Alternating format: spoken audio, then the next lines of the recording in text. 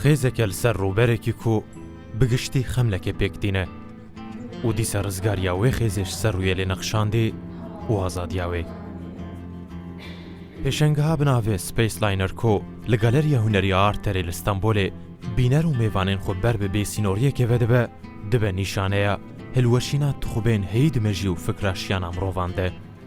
ئێدی تیپ و خێزێن و مەحکومێ سەر ڕووبەرێکینە ڕزگارن ژێلێ و فلیتی نەژبەندێن گرێدایی وێ.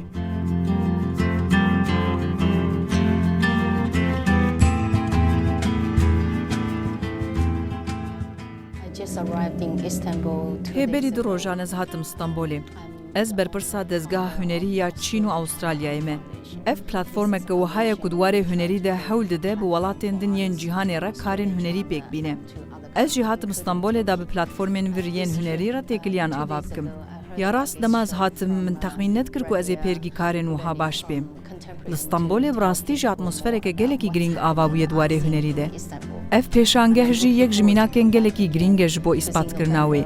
Konsepta wê, karên mînîmal û fikra wê bandoreke mezin ser min hişt. Dema ez vegeriyam jî, ez ê tekez hewl bidim ku em pirekê ava bikin di navbera me û yên vê derê de.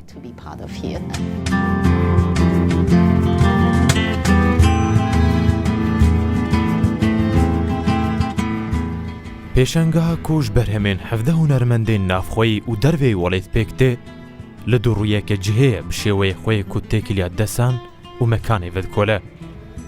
Geştyarên ku serdana galeriyê jî dikin her û her dibin mêvanên cîhaneke cihê ji van têgihan ji bo demekê.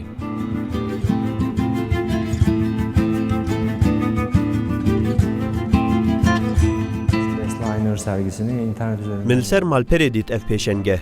Ez şewa derbasî hundir bûm, mîna gêraya jiyanê û tevlîheviya bajêr hat min re ev der. Bandora avahiyên mîmarî li ser însanan venişiye servan xêzikan. Mîna wendabûnekê hat ji min re. û min wiha hes kir ku mîna jiyana însanan derbasî naviya hev bûne. Ez wiha texmîn dikim ku jiyan wek valahiyeke fezayê hatiye teswîrkirin li vê derê. Dema em li ber heman dinêrin ji xwe ev yek bi awayekî eşkere berbiçav e. Li gel nexşên sîmetrîkên belawela jî wiha li min kir ku mîna ez li bajarekî qerebalix û bê aheng bigerim. Gelek tiştan tîne bîra meriv. Dibe ku ev tiştên min gotin tu têkiliya wan bi vê pêşengehê tune bin jî. Lêbelê ev tişt anîn bîra min. Böyle bir sergiye gelmek gerçekten ilginç bir deneyim.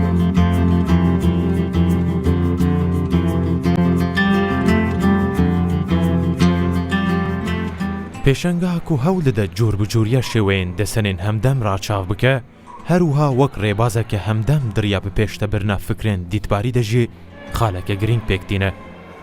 Hin jê bi kompozisyonên bêliv, hin jê bi şêweyê honandinê, hin jê jî biriya vîdeoyan dibin vebêjkarên têkiliya di nav xeml û mekanê de. Lê hemû jî bingeha xweştekana tiştî werdigirin. Xêz.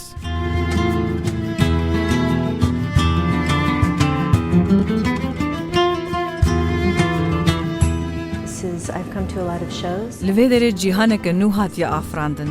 Mîna ku ez di nav xewnekê de bim. Xewneke spî. Her tişt rast e, lê bi qasî rastiya xwe dûrî rastiyê ye jî. Tu dibêjî qeydema ez bihûngivim wan dê bibin xwelî û bifirin. Hesteke gelekî xweş e dema mirov bi çavên vekirî derbasî nav xewnan dibe.